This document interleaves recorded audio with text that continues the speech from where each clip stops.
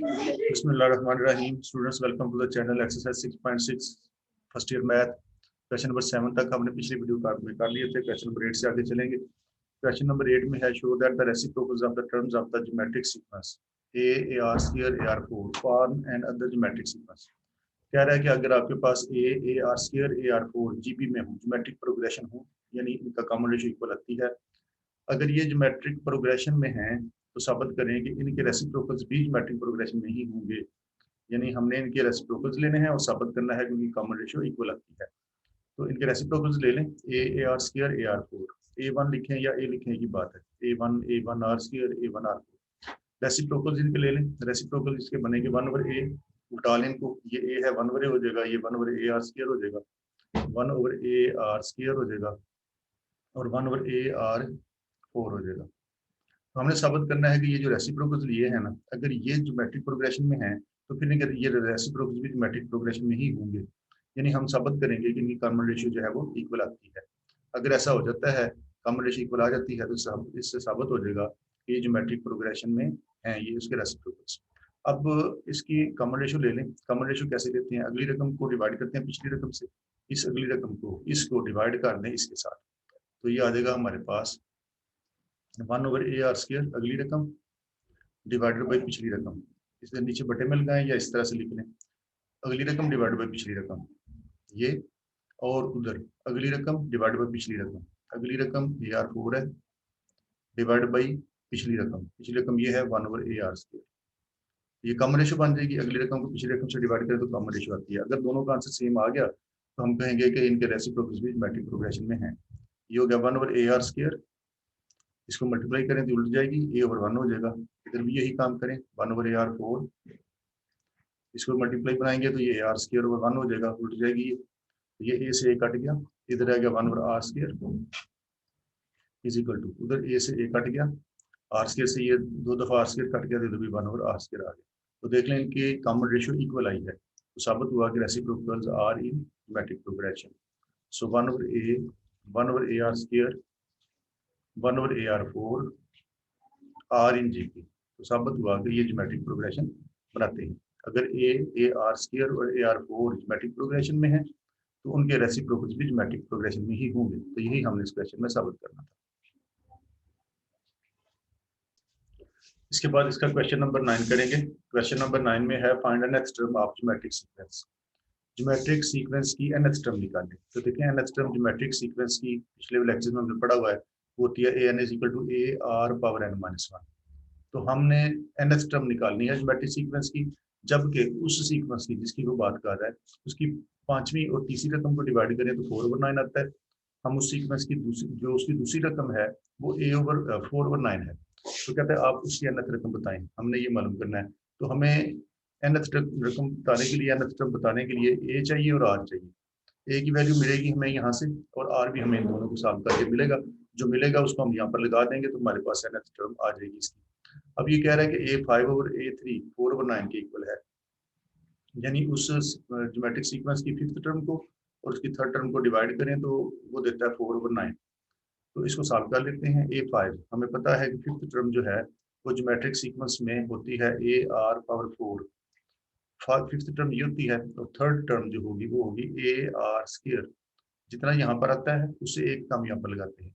Fifth term होती है उसकी ar⁴ और थर्ड टर्म उसकी होती है ar²। इसकी वैल्यू लगा दें। a5 की जगह पर हम लगाएंगे ar⁴, फिफ्थ टर्म उसकी ये होती है, थर्ड टर्म उसकी होती है ar² और इधर आ गया 4/9। ये a से a कट गया, r² से ये r² कट गया, तो बाकी ऊपर बच गया r² इक्वल टू 4/9। इसको दोनों तरफ स्क्वायर रूट किया, अंडर रूट लिया ताकि r निकाला जा सके, तो उधर आ जाएगा हमारे पास +-2/3। तो r की दो वैल्यूज हमें मिल गई है। हमने r और a हम दरअसल फाइंड करना चाहते हैं इसकी nth टर्म को निकालने। अब देखें r तो आ गया हमारे पास। अभी हमें ये भी उसने दिया हुआ है कि a2 उस ज्योमेट्रिक सीक्वेंस की सेकंड टर्म जो है वो 4/9 है। सेकंड टर्म क्या होती है? ar होती है। ar जो है वो 4/9 उसने ये दिया हुआ है। अब इसमें इस r की जगह पर इसको बारी बारी पुट कर लें या इसको इकट्ठे लगा लें। यहाँ पर put r is equal to 2/3। r की जगह पर 2/3 लगाएंगे तो ये हमें दे देगा, r की जगह पर लगाया 2/3 तो हमें a मिल सकता है 2/3, उधर आ गया 4/9 और a इज इक्वल टू 4/9, ये उधर जाकर उठ के मल्टीप्लाई हो जाएगा तो 3/2 हो जाएगा। तो ए भी हमने निकाल लिया, ए आ गया है 2 टाइम्स 4 और 3 टाइम्स, तो ये बन गया हमारे पास 2/3। तो ए मिला है हमें 2/3। अब देखो ए 2/3 मिला है, जबकि आर हमने रखा था 2/3, तो दोनों की वैल्यूज हमें मिल गई, 2/3 ही मिली। आर जो है वो 2/3 मिला है और ए जो है वो भी दोनों 2/3, आर भी मिला है 2/3। ये हमने निकाल लिया। हमें nth रकम निकालनी है, इसकी वो कह रहा था nth रकम निकालनी, वो होती है ए आर पावर n-1। इसमें ये वैल्यू लगा देंगे, ए एन ये आपके पास बन जाएगा ए एन इज इक्वल टू ए की जगह पर भी 2/3 और आर की जगह पर भी 2/3 लगा देंगे, 2/3 पावर n-1। तो एन टर्म इसकी आ गई, एन टर्म आ गई इसकी 2/3 बेस सेम है, पावर्स इकट्ठी कर लेंगे, तो पावर्स इकट्ठी करेंगे तो ये बन जाएगा 2/3 पावर n-1 प्लस 1, तो प्लस 1 और ये कट देंगे, सिर्फ n रह जाएगा। ये इसकी एन टर्म आ गई है। एक तो हमारा ये आंसर आ गया, इसमें एन टर्म इसकी निकालनी थी। इसके बाद हमारे पास एक और भी उसकी वैल्यू थी आर की, अभी हमने सिर्फ आर के ऊपर 2/3 निकाला है, तो हमें एन टर्म ये मिली। अब आर हमारा -2/3 भी था, अब इसको पुट कर लें। इसी में A2 उसने दिया हुआ है ये वाला 4/9, A2 उसने दिया हुआ है 4/9, यानी सेकंड टर्म जो है वो 4/9 है, सेकंड टर्म ए आर होती है 4/9। अब हम आर की जगह पर लगाने लगे हैं -2/3, क्योंकि आर की दो वैल्यूज थी, एक लगा के हमने सॉल्व कर लिया, इसको दूसरी भी लगानी है। Put r is equal to, आप इसमें पुट करेंगे -2/3, तो ये हमें दे देगा ए आर की जगह पर लगाया -2/3 इज इक्वल टू आ गया 4/9। इसको उधर ले जाएं, उल्टा के मल्टीप्लाई कर दें इसे, तो यह आ जाएगा आपके पास 4/9 मल्टीप्लाइड बाई -3/2। ये वाला 2/3 था, उधर जाकर उलट के मल्टीप्लाई हो गया, तो ये 3 टाइम्स 9 और 2 टाइम्स 4, ये कट गए, ये भी कट गया इसके साथ, तो बाकी रह गया -2/3। तो ए हमें मिला है -2/3। अब हमारे पास ए -2/3 मौजूद है और आर हमने रखा था -2/3, दोनों की सेम वैल्यू आई है, और हमें निकालनी है इसकी nth टर्म। nth टर्म होती है ए आर पावर n-1, इसमें ये वैल्यू लगा दें, n इज इक्वल टू ए की जगह पर आ गया -2/3, आर की जगह पर भी लगाया -2/3, ऊपर आ गया n-1, तो ये होगा a n is equal to -2/3 power, इसकी पावर 1 है, उसकी n-1 है, तो एक ही बेस पे उसको इकट्ठा कर लें, जैसे ये इकट्ठा किया था, इसकी पावर n-1 है, उसकी 1 है, n-1 प्लस 1 जब करोगे ये कट जाएंगे, तो ये सिर्फ n रह जाएगा हमारे पास, ऊपर आ गया सिर्फ n, तो ये बना। अब अगर हम जीरो इसको करना चाहते हैं तो माइनस को बाहर लिख लें, अलग से करके लिखना चाहते हैं तो ये लिख लें, क्योंकि बुक में उसने आंसर इस तरह से दिया हुआ है, माइनस पावर n ये लिख ली, और बाकी रह गया 2/3 पावर n, 2/3 पावर n। तो यही हमने इसमें n टर्म इसकी निकालनी थी। ये हमारे पास दो इसके आंसर आ गए हैं, एक n टर्म हमने ये निकाली थी इधर लेफ्ट साइड पे, एक ये आ गया हमारे पास -1 पावर n और 2/3 पावर n, एक ये हमारा आंसर है और एक ये वाला ये हमारा आंसर है। तो यही हमने इस क्वेश्चन में करना था। इसके बाद हम करेंगे इसका नेक्स्ट क्वेश्चन।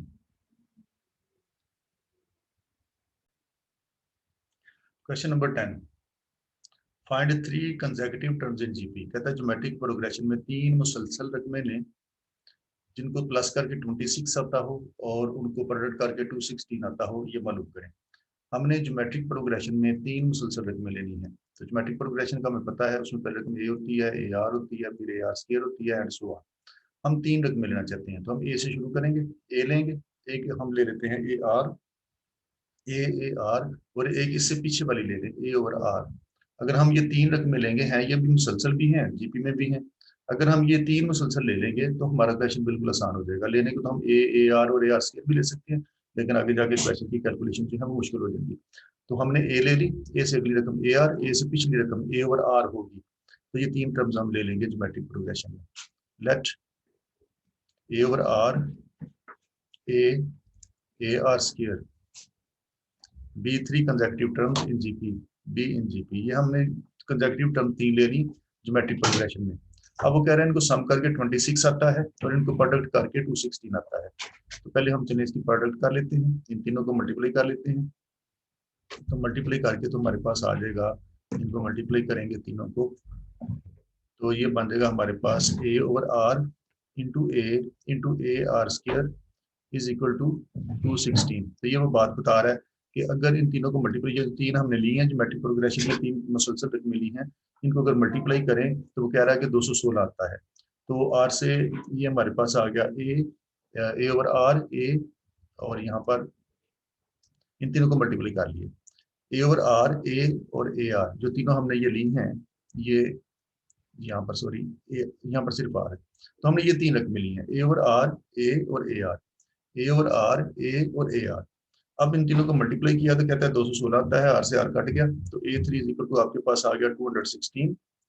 तो इसकी पावर 3 है, ये भी पावर 3 बनता है 6 की।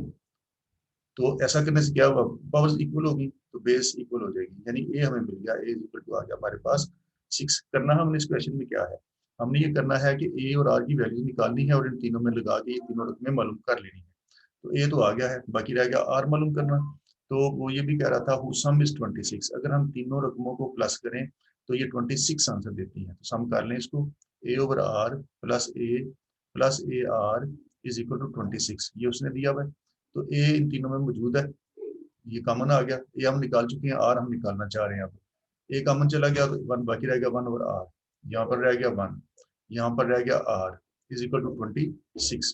ए जो है वो 6 है, तो यहाँ पर हम 6 लगा सकते हैं, ए इज इक्वल टू 6, ए की जगह पर 6 लगा दिया, तो ये बन जाएगा हमारे पास 6 इज इक्वल टू, इनमें से आर एलसीएम आ सकता है, आर को एलसीएम ले लिया तो ये बन गया 1 plus r square, 1 plus r square बन गया। उधर हमारे पास 26 आर है, ये आ गया, ये आर इधर डिवाइड हो रहा है, उधर ले जाके इसको मल्टीप्लाई कर दें, तो इस 6 को अंदर इन तीनों से मल्टीप्लाई कर दें, ये हो जाएगा 6 plus 6 r plus 6 r square is equal to, ये वाला आर इधर डिवाइड हो रहा है, इसको उधर ले जाए, तो ये आ गया 26 आर। तो इनको तरतीब लगाई, 6 आर स्क्वायर ये वाला प्लस 6 आर प्लस ये वाला 6, और इसको 26 आर को उठा के उधर ले गए, -26 आर इज इक्वल टू 0 हो गया, इसको भी उठा के लेफ्ट पे ले गए, ये बन गया हमारे पास 6 आर स्क्वायर और ये वाला 6 आर, और ये आपस में सॉल्व हो सकते हैं, तो बाकी बचा -20 आर और बाकी बचा ये हमारे पास 6। तो 2 कॉमन आ सकता है, 2 से इसको डिवाइड कर लें, मजीद आसान हो जाएगा, यह आ जाएगा 3 r square -10 r plus 3 is equal to 0। हमें दरअसल आर चाहिए, तो ये क्वाड्रेटिक इक्वेशन बन गई है आर की शक्ल में। तो इसके फैक्टर बना लेते हैं, इसके फैक्टर बन सकते हैं -9 और -1, ये बनेगा हमारे पास 3 r square -9 r -1 r plus 3 is equal to 0। इन दोनों में से 3 आर कॉमन आ गया, तो बाकी आपके पास आया आर -3, और इधर से -1 कॉमन आया, तो ये आ जाएगा आर -3 इज इक्वल टू 0। तो आपको मिला 3 आर -1, तो ये मिला हमें 3 आर -1 और r -3 is equal to 0, r -3 is equal to 0 is equal to 0। तो यहाँ से हमें आर की 2 वैल्यूज मिल गई, आर इज इक्वल टू, इस -3 को उठाकर उधर ले जाएंगे, रहता रहता जब इसको लिखेंगे आर -3 इज इक्वल टू 0, तो आर आ जाएगा 3, तो एक आर की वैल्यू हमारे पास ये आ गई है। इसको जब 0 की इक्वल पुट करेंगे, 3 आर -1 इज इक्वल टू 0, तो 3 r is equal to 1, r is equal to 1 over 3, तो ये हमारे पास आ गई आर की 2 वैल्यूज। तो ए भी मिल गया हमें, आर की हमें ए की बजाय 2 वैल्यूज मिल गई हैं, तो हम इनको बारी बारी अब पुट करेंगे इसमें, और अब तीनों ये कंसेक्यूटिव जो टर्म्स हैं ये हम मालूम कर लेंगे। अब ए हमने निकाला था 6, आर निकाला हुआ है, ये 2 वैल्यूज, इनको बारी बारी अब इन तीनों में रख दें तो अपनी इक्वेशन से निकाल लें। ए ओवर आर, इसमें पुट किया ए ओवर आर की जगह पर ए इज इक्वल टू 6 पुट करने लगे हैं, और आर की जगह पर 3 पुट करने लगे हैं, ए ओवर आर यानी 6 ओवर आर 6 ओवर 3, तो पहली रकम हमें ये मिल गई। उसके बाद अगली रकम है ए, ये भी मालूम करनी है, ये तो वैसे 6 आ गई, ये 6 के इक्वल है। उसके बाद ये तीसरी मालूम करनी है, ए आर, ए की जगह पर लगाएंगे 6 और आर की जगह पर हम लगा रहे हैं 3, तो ये आ गई 18। तो ये आ गई हमारे पास 3 टर्म्स, 2 6 18, ये 3 टर्म्स हैं जो कि जीपी में है। अगर हम 6 को 2 से डिवाइड करें 3 आता है, 18 को 6 के से डिवाइड करें तो 3 आता है। ये ज्योमेट्रिक प्रोग्रेशन में है, इनको सम करें 26 आता है, देखो इनको प्लस करो तो ये 26 ही आता है, अगर इनको मल्टीप्लाई करोगे तो ये 216 देती है। ये सारी शर्तें पूरी करती हैं, यानी ये है वो ज्योमेट्रिक प्रोग्रेशन में 3 टर्म्स जो इन सारी उसकी कंडीशंस को पूरा करती हैं। उसके बाद आ गया, अब हम पुट करेंगे इसमें put a is equal to 6 और आर इज इक्वल टू 1/3। अब ये आर की ये दूसरी वैल्यू ये जो है इसको हम पुट करने लगे हैं इन तीनों में। ये हो जाएगा ए ओवर आर, ए की जगह पर आ गया 6 डिवाइडेड बाई आर, नीचे लगाना है हमने आर की वैल्यू, तो उसकी तरह से लिख दें। तो ये हो जाएगा 6 क्रॉस 3 इज इक्वल टू 18। एक हमारे पास ये आ गई। उसके बाद ए है, ए जो है वो 6 के इक्वल है, और तीसरी जो हमने निकालनी है वो ए आर है। ए की जगह पर लगा दिया 6, आर की जगह पर लगा दिया 1/3, तो ये आ गया हमारे पास 2। तो 18, 6 और 2, तो ये 3 टर्म्स हमने 18, 6 और 2 निकाली। तो ये भी 3 कंसेक्यूटिव टर्म्स हो सकती हैं जीपी में। अब इसको भी देखें, ये जीपी में है, क्योंकि 6 को डिवाइड करें 18 से 1/3 आता है, 2 को डिवाइड करें 6 से 1/3 आता है, तो ये जीपी में है। और ये दूसरी शर्त भी पूरी कर रही है कि इनको सम करके 26 आता है, इनको भी सम करें तो 26 आता है। और ये भी शर्त पूरी कर रही है कि इनको प्रोडक्ट करें, इन तीनों को प्रोडक्ट करें तो ये 216 आंसर देती हैं। और यही हमने इस क्वेश्चन में करना था। 3 कंसेक्यूटिव टर्म्स मालूम करनी थी जो ये सारी शर्तें पूरी करती हैं।